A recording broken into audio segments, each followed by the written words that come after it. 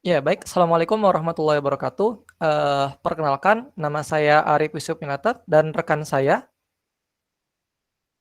Mais Yazir Madudin. Dan saya Wanda Brianingrum. Nah, kami dari kelompok Bisa Pecah akan mempresentasikan mengenai tugas kami, yakni, arsip dari Chevalier Lab. Nah, jadi apa sih sebenarnya tugas dari kami bertiga itu? Nah, jadi simpelnya gini, kan ini adalah suatu dokumen.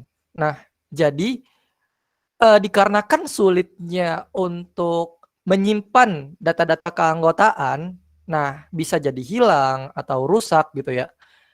Nah, jadi harapannya dengan adanya arsip ini bisa memudahkan gitu dokumen-dokumen tadi yang tersimpan. Jadi nggak termakan usia dan juga hilang. Nah, itu kan udah paling parah banget kalau hilang. Nah, hadirnya aplikasi ini diharapkan menjadi sebuah platform pencatatan keanggotaan nantinya. Nah, selanjutnya di sini ada diagram activity. Nah, untuk diagram activity, kita bisa lihat di sini dari admin yang mulai pertama kali, yang start. Nah, nanti admin melakukan login, lalu akan menampilkan form dari loginnya. Nah, setelah itu nanti dia akan memasukkan akunnya, benar atau salah. Nanti database akan melakukan pengecekan. Jika benar, nah nanti akan diteruskan ke halaman dashboard. Tapi jika salah, ditampilkan lagi ke form login. Nah, sistem kan udah nampilin dashboard nih, udah bener nih. Nah, lalu gimana cara nambahin anggotanya?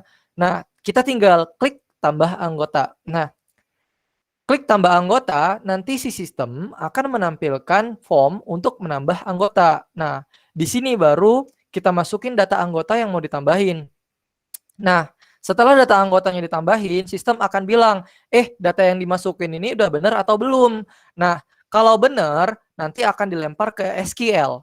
Tugasnya agar melakukan penambahan keanggotaan. Nah, kalau salah dibalikin lagi ke data pendaftaran keanggotaannya. Nah, lalu setelah datanya ditambahin, baru ditampilin tuh data-datanya. Nah, maka di situ selesai untuk diagram activity-nya. Nah, selanjutnya akan dilanjutkan oleh teman saya, Mais Yazid Imanuddin. Oke.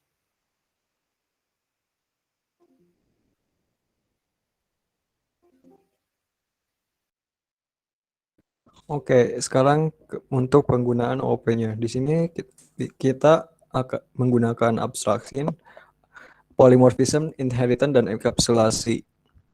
Yang pertama, di sini terdapat sebuah kelas admin dengan atribut.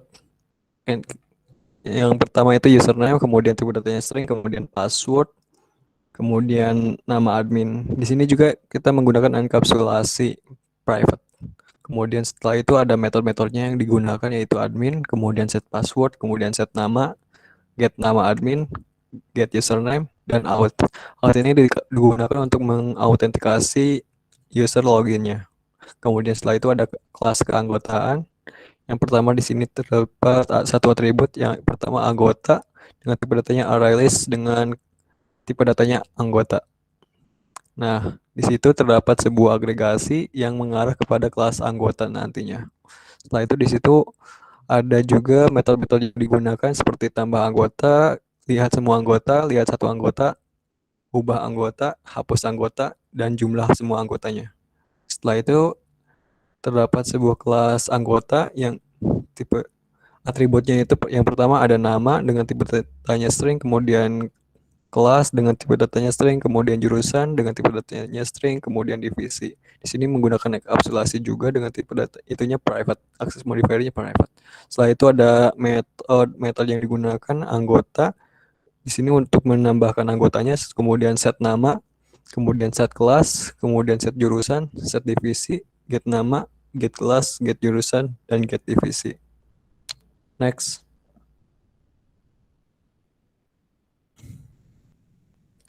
Nah, untuk database SQL-nya kami menggunakan tabel madmin sebagai penyimpanan usernya. User terdapat ID dengan tipe datanya integer, kemudian ada username dengan tipe datanya varchar, kemudian password dengan tipe datanya varchar, kemudian nama lengkapnya dari si adminnya. Setelah itu ada tabel data keanggotaan Pertama ada ID, terus nama varchar, kemudian FK status ini merupakan foreign key dari table status, dan FK divisi ini merupakan juga foreign key dari table divisi. Kemudian ada jurusan, varchar, angkatan, varchar, kelas, varchar juga, tahun masuk juga varchar, kemudian email juga varchar, nomor WhatsApp juga varchar. Setelah itu ada table status keanggotaan yang isinya itu ID, kemudian ada nama, status, tipe datanya varchar. Setelah itu ada table divisi dengan isinya itu ID dan nama divisi dengan tipe datanya varchar. Next. Nah, untuk bagian user interface itu baru ada 3 halaman dan itu juga belum fix, jadi masih bisa berubah. Nah, untuk yang pertama itu ada dashboard. Di dashboard itu ada informasi total dari keseluruhan anggota Chevalier Lab. Nah, kemudian di sebelahnya itu ada informasi juga mengenai berapa anggota yang aktif dan ada juga informasi berapa anggota yang pasif. Kemudian juga ada informasi mengenai divisi yang ada di Chevalier. Nah, untuk bagian bawah itu ada anggota baru. Nah, itu misalkan ada anggota baru yang baru baru masuk gitu, baru join. Nah, itu nanti bakalan ada tampil gitu di dashboardnya. Terus untuk yang di sebelah kanan itu ada aktivitas terakhir. Nah, itu tuh kayak misalkan siapa aja sih orang yang habis ngakses aplikasi Uncek gitu. Terus itu ada beberapa bagian yang masih wireframe karena masih belum ada gambaran. Terus untuk yang halaman kedua itu ada halaman divisi, di mana di situ tuh isinya tuh divisi yang ada di Chevalier, yaitu ada 5. Nah, di setiap divisi itu kalau misalkan nanti kita klik itu bakalan nampilin ada anggotanya tuh siapa aja gitu di divisi tersebut. Terus untuk halaman yang ketiga itu halaman angkatan, itu berisi card-card dari tahun ke tahun, yang setiap cardnya itu berisi anggota Chevalier di tahun tersebut gitu. Terus nanti admin itu di situ bisa bisa tambah card baru untuk tahun selanjutnya gitu. Mungkin sekian dari kelompok bisa pecah. Apabila ada kesalahan mohon dimaafkan. Wassalamualaikum Wassalamualaikum warahmatullahi wabarakatuh.